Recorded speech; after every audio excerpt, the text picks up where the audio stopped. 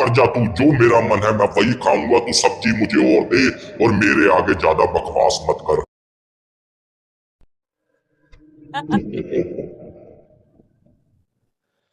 आप सबको मेरी नमस्कार। मेरा नाम है अजय। मैं इस चैनल में आपको कहानियां सुनाता हूं, कभी हॉरर स्टोरी लेकर आता हूं तो कभी देव के चमत्कार किस्से सुनाता हूं। और आज का आर्टिकल हमारे पास आया है कानपुर से। कानपुर का रहने वाला मोहित, जिसकी एज लगभग 16 से 17 वर्ष होती है और 12वीं क्लास में पढ़ता है। और एक लड़की से उसकी दोस्ती भी हो जाती है जो उन्नाव की रहने वाली थी, और इनकी रोज रात को आपस में वीडियो कॉलिंग भी चलती थी, घंटों घंटों फोन पर बात भी चलती थी। एक समय ऐसा आता है जब यहाँ पर मोहित का फोन स्विच ऑफ आने लगा, तो पायल का ये सोचना था, ये कहना था कि लगता है मोहित का मेरे से दिल भर गया, इसको कोई और लड़की मिल गई, इसलिए इसने मेरा नंबर या तो रिजेक्ट लिस्ट में डाल दिया या तो ब्लॉक लिस्ट में डाल दिया। लेकिन ऐसा क्या घटना घटी थी मोहित के साथ जो उसके दोस्त भी परेशान थे कि भाई इसका फोन स्विच ऑफ क्यों आ रहा है। आइए ले चलता हूं मोहित की पूरी जर्नी के बारे में, जो भी भूतिया घटना उसके साथ घटी थी। अब जैसे ही शाम का समय आया तो मोहित ने अपनी मम्मी से ये कहा, मम्मी जरा मैं ललित के घर जा रहा हूँ, मेरी 2 कॉपी हैं, उसके बगैर मेरा काम नहीं चलेगा। इसकी मम्मी ने भी काफी ज्यादा झाड़ा कि बेटा जैसे ही शाम होती है तभी तुमको बाहर के काम याद आते हैं, जल्दी जाओ और जल्दी कॉपी लेकर आओ। अब ये सीधा उसके घर गया, 10-5 मिनट उसके साथ बैठा, कुछ खेला कूदा। अब ये जैसे ही उससे कॉपियां लेता है और चलने को होता है तो यहाँ पर ललित की मम्मी ये कहती है कि बेटा मैंने अभी गाजर का हलवा बनाया है, जरा तू भी टेस्ट कर कर देख मोहित कैसा बना है। और मोहित को भी यहाँ पर गाजर का हलवा काफी ज्यादा पसंद था, तो मोहित ने 1 कटोरी के बजाय अपना 2 कटोरी अच्छे से खाई और ये बोला, आंटी आपने बहुत अच्छा बनाया है, अब मैं जा रहा हूँ। मोहित अपनी साइकिल लेकर ठीक अपने घर के लिए चल देता है, और जैसे ही थोड़ा सा आगे को बढ़ता है तो मोहित ये सोचता है कि भाई मैंने काफी ज्यादा देर कर दी, चलो जी इस लॉन्ग वाले रास्ते से ना चलो, इस शॉर्ट वाले रास्ते से चलूं। अब ये जैसे ही शॉर्ट वाले रास्ते से आया, उसमें थोड़े बहुत कुछ पुराने पेड़ भी थे, अंधेरा वगैरह ज्यादा था, लेकिन ये कम से कम 10 मिनट पहले अपने घर में पहुंच गया। इसकी मम्मी ने भी कहा कि बेटा ले आया कॉपी, हाँ मम्मी ले आया, चलो जी बेटा खाना वाना खा लो, अब तुम ऐसा करो टाइम से सो जाओ, कल सुबह स्कूल भी जाना है। ये अपना अच्छे से खाना वगैरह खाता है, और जैसे ही लगभग रात के अभी 1:30 से 2 बजे थे तो इसको एक बड़ा भयानक सपना आता है। ये जिस शॉर्ट वाले रास्ते से आया था, मैंने आपको बताया कि उसमें कुछ एक पेड़ भी थे जो काफी ज्यादा भयानक देखने में लगते थे रात को, तो उसी रास्ते पर एक बरगद का भी पेड़ था, और मोहित को ऐसा महसूस हुआ कि मैं उसी पेड़ के सामने खड़ा हूं और एक बुड्ढा भी खड़ा है और ये बात कह रहा है कि तूने मुझे मार डाला, अब मैं तुझे मार डालूंगा, तूने मुझे मारा है, अब मैं तुझे मार डालूंगा। और मोहित काफी ज्यादा सपने में डर रहा है और उसको ऐसा लग रहा है कि ये तो भाई सपना नहीं बिल्कुल सच हो। अब इतना ही सपने में क्या होता है, फिर से बुड्ढा इस पर हमला करते हुए ये कहता है कि मैं तुझे 7 दिन का समय दे रहा हूं और मैं तुझे अपने साथ ले जाऊंगा। जब इतना बुड्ढे ने बोला और इसकी एकदम से आंख खुल गई और ये काफी ज्यादा पसीनों पसीन था। इसने घड़ी की तरफ देखा कि भाई अभी तो 1:30-2 बज रहे हैं, और ये जल्दी से उठा। इसने सोचा चलो जी पानी पी लूं, और भाई ये सपना था, चलो भगवान की काफी ज्यादा मेरे पर हाथ रहा, मैं तो ये सोच रहा था ये सब सच है। ये जाता है किचन में, अपना पानी वगैरह पीता है, तो इसकी अब यहाँ पर बॉडी हल्की हल्की कंपन करने लग गई, इस तरीके से थरथराने लग गई। और एक बात इसके दिमाग में गूंजे जो बुड्ढे ने सपने में कही थी कि तूने मुझे मार डाला, अब मैं तुझे मार डालूंगा। और ये हाथ में बोतल है और एक हाथ में गिलास है, एक ही बात बोले जाए, तूने मुझे मार डाला मैं तुझे मार डालूंगा, तूने मुझे मार डाला मैं तुझे मार डालूंगा, बस इस तरीके से बड़बड़ाए जाए। और इतनी इसकी आवाज सुन के इसके परिवार वाले भी आ गए कि भाई इसको क्या हो गया। जैसे ही इसका हाथ छुआ है तो यहाँ पर काफी ज्यादा गर्म, और इसके परिवार वाले ये बोले लगता है लड़के को फीवर हो गया है। और आपने भी काफी बार ये देखा होगा कि अगर आपको बुखार है या कुछ है, सपने भी काफी ज्यादा डरावने खतरनाक आते हैं। इसकी मम्मी अपने ही कमरे में ले गई, मोहित को कहा कि बेटा यहाँ पर सो जा। अब ये जैसे ही सुबह उठा है तो बिल्कुल यहाँ पर नॉर्मल उठा, कोई ऐसी दिक्कत वाली इसको बात नहीं लगी, क्योंकि जो एक खुराकें थी इसकी मम्मी ने दवाई की रात को ही दे दी थी। अब इसके पापा बोले बेटा ऐसा कर कि आज तू रेस्ट कर ले, स्कूल मत जा। तो इसका कहना था कि देखो पापा, स्कूल जाना बड़े जरूरी है, क्योंकि हमारे अभी टेस्ट वगैरह चल रहे हैं और इसके नंबर भी कहीं ना कहीं एग्जाम में ऐड होंगे। अभी ये अपनी साइकिल पकड़ता है और ठीक अपने यार दोस्तों के साथ स्कूल चला जाता है। और उस दिन इसकी मम्मी भी ये सोचती है चलो भाई, बच्चा रात को थोड़ा फीवर जैसा था, खाने का मन करे न करे, आज मैं इसके लिए कुछ स्पेशल बनाती हूँ, पूड़ी भी बनाऊंगी, ये भी बनाऊंगी, वो भी बनाऊंगी, मतलब तीन चार तरह की उसने चीजें बनाकर रखी थी।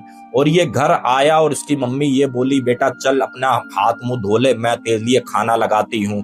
जैसे ही इसके आगे भोजन लगाया गया तो इसने क्या किया, जो भी सब्जियां थी सब्जियां खाए जाए और यहाँ पर पूड़ी वगैरह रोटी वगैरह कुछ भी ना खाए। और इसकी मम्मी इस तरीके से इसको देख रही है कि ये तो सब्जियां दाल तो पसंद करता नहीं था, आज ये कर क्या रहा है। तो इसकी मम्मी ने ये कहा कि बेटा ऐसा कर, थोड़ी सी पूड़ी भी खा ले, रोटी भी खा ले। तो ये एकदम से बदली हुई आवाज में बोला चुप कर जा तू, जो मेरा मन है मैं वही खाऊंगा, तू सब्जी मुझे और दे और मेरे आगे ज्यादा बकवास मत कर। जब इतना इसने सुना इसकी मम्मी ने, तो इसकी मम्मी यहाँ पर घबरा गई कि भाई ये पूरा सीन चल क्या रहा है। और फिर इसकी मम्मी ने डरते डरते जैसे तैसे सब्जी रखी और फिर ये अपना जो भी इसने खाना पीना था उठकर जाने लगा। और एकदम से मुड़ते हुए फिर से अपनी मम्मी से बोला अब मैं सोने जा रहा हूं, कोई भी बकवास मत करना, मुझे बिल्कुल शोर पसंद नहीं है और इसने मुझे मार डाला, अब मैं इसको अपने साथ ले जाऊंगा। अब इसकी मम्मी यहाँ पर सीधा इसके पापा को फोन किया कि भैया ऑफिस से तुम जल्दी जल्दी घर आओ। अभी जैसे इसके पिताजी घर आए हैं और इसके कमरे में गए और इसके हाथ को छू कर देखा है तो इसका भाई पूरा शरीर ठंडा, ऐसे लग रहा है जैसे बिल्कुल एक तरीके का बर्फ। और जब इसकी मम्मी ने कुछ एक बातें बताई कि इसकी ऐसे टोन बदली हुई थी, आवाज बदली हुई थी, तो इसके पिताजी ने ये सोचा यार ये कोई डॉक्टरी वाला मसला नहीं है, ये मुझे कुछ ना कुछ और लग रहा है। और इसके पिताजी का एक दोस्त था जो थोड़ा सा तांत्रिक वगैरह को जानता भी था और उस चीज की थोड़ी सी पकड़ भी रखता था। तो इसके पापा ने पूरा जिक्र किया अपने दोस्त से, यार लड़के पर लगता है कोई ऊपरी बाधा हो गई है, यार कोई तेरी नजर में है, मुझे पता है यार, उन बाबा का पता कर। तो उसका ये कहना था कि भाई उन्नाव रोड पर यहाँ से कानपुर से लगभग 10-15 किलोमीटर की दूरी पर एक शमशान घाट है और वो बड़ा किस्मतों से वहां पर एक बाबा बैठते हैं, वो तंत्र मंत्र करते हैं और वो सबसे मिलते नहीं। चल भाई तू ऐसा कर, अपने लड़के को लेके चल, हम उसके पास लेके चलते हैं। अब ये क्या हुआ, इन्होंने कार पर अपने लड़के को डाला और सीधा उसी शमशान घाट में पहुंचे और इनकी किस्मत भी इतनी अच्छी कि वो बाबा सामने बैठे हुए थे। तो यहाँ पर इसका दोस्त ये कहता है, यानी कि मोहित का चाचा आप समझ लो, कि बेट भाई तू बाहर रुक शमशान घाट के, मैं पहले बाबा से पूछ आऊं, क्योंकि ये थोड़े मूडी हैं, अगर इन्होंने मना कर दिया तो एकदम से ही भगा देंगे, थोड़ा सा मैं रिक्वेस्ट करके आता हूं। और ये अंदर गए और इन्होंने कुछ एक बातें बताई ऐसे ऐसे। तो यहाँ पर बाबा ने ये कहा कि अभी इसको सीधा शमशान घाट लेकर मत आओ, और मैंने तुमसे जो सामान मंगवाया था वो तुम्हें याद है कि नहीं है, क्योंकि इन्होंने फोन पर आपस में बात करी थी एक और बंदे के थ्रू। तो बाबा ने एक गंगा जल मंगवाया और साथ में एक नया खंजर कह लो, चाकू कह लो, जो काफी बड़ा होता है। अब ये जैसे ही मोहित और इसके पापा खड़े थे बाहर, और मोहित के पापा तो इस तरीके से देखें कि ये भाई बाबा कर क्या रहे हैं, तो यहाँ पर जो मोहित के चाचा थे उनसे ये कहा कि भाई गंगा जल और खंजर लाओ। और जैसे ही गंगा जल खोला है, खंजर उसके अंदर डाला और इस तरीके से मोहित के ऊपर खंजर फेंका। अब ये एकदम से मोहित झस्सा हुआ तो तो बाबा ये बोले कि भाई अब तुम इसको लेकर सीधा अंदर आ जाओ। और इत्तिफाकन उस दिन कोई चिता भी आई हुई थी जो जल रही थी, और ये समय भी लगभग इनको रात का 11 का था, और दाएं बाएं दूर दूर तक कोई नहीं। एक ये समझ लो आप कुत्तों के रोने की आवाज आए और काफी ज्यादा इनको डर भी लगे। तो बाबा ये बोले कि बेटा इसको ऐसा कर, तू यहाँ पर बैठाल दे जहां चिता जल रही है उसके बराबर में, और एक काम ये कर कि मेरे पास ये आटा गूंदा हुआ है और तू इससे 3 रोटियां बना। और इसके पापा बोले कि बाबा ऐसा क्या है जो 3 रोटियां बनाऊं, या क्या सब सीन चल रहा है। तो यहाँ पर बाबा ने ये कहा कि देख जो मैं कह रहा हूं तू कोई भी सवाल मत कर, जितना तेरे से बोल रहा हूं तू चुपचाप उतना करता जा। उसके बाद मोहित के पापा ने कोई भी सवाल नहीं किया, उसी चिता पर ही समझ लो 3 रोटियां बनाई, और बाबा के पास बनी हुई कोई चटनी भी थी। अब ये जैसे ही चटनी आगे रखी है और रोटियां रखी हैं, तो ये बोले कि अब यही रोटियां तू मोहित को खिला। अब ये जैसे ही मोहित को रोटी वगैरह उसने खिलाई है बाबा ने, तो यहाँ पर मोहित ये बोला कि पापा मुझे अब बहुत तेज नींद आ रही है, मैं सो रहा हूँ। तो यहाँ पर इसके पिता का कहना था बेटा चिंता मत कर, अभी थोड़ी देर के बाद हम घर चलेंगे, तू आराम से घर सोना, यहाँ पर जरूरत क्या है सोने की। तो बाबा ये कहते हैं कि बेटा अभी तुम्हें घर नहीं जाना, और तू ऐसा कर इसको इसी चिता के बराबर में सोने दे। अब मोहित तो वहां पर सो गया, और बाबा ने ये कहा इसके पापा से कि भाई तू ऐसा कर, तू मेरे बराबर में इधर बैठ जा, और ये कुछ एक चावल हैं, कुछ एक और भी उसमें सामान वगैरह था, कि भाई जो जो मैं मंत्र जाप कर रहा हूं तू कुछ चिता में डाल, कुछ चावल अपने लड़के के ऊपर इस तरीके से ऐसे करके उसके ऊपर चढ़ा दे, ऐसे करके फेंक दे, क्या कहते हैं मुझे समझ नहीं आ रहा। अब वो करते क्या है, लगभग सुबह 4 बजे तक इसके पिता भी मंत्र जपते रहते हैं जो बाबा जपते हैं। और जैसे ही 4 बजे का समय आता है, बाबा ये कहते हैं कि बेटा अब जा तू अपने लड़के को उठा, अब तेरा लड़का यहाँ पर नॉर्मल है और कोई भी ऐसी दिक्कत की बात नहीं।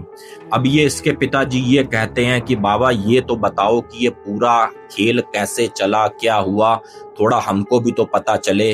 तो यहाँ पर बाबा का ये कहना था कि भाई तुम्हारा लड़का कहीं से शाम को आ रहा था, और रास्ते में कुछ एक पेड़ थे बरगद के, जामुन के, और इसने किसी के घर से मीठा खाया हुआ था, और उसी मिठास की वजह से कुछ एक प्रेत कह लो जो इसके पीछे लग गए। और तुम बेटा सही हुआ जो सही समय पे आए, नहीं तो वो 3-4 दिन के अंदर अंदर प्रेत इसको अपने साथ लेकर चले जाते। और ये फ्रेंड्स ये पूरा आर्टिकल किसी और ने नहीं, मुझे पायल ने भेजा है उन्नाव से।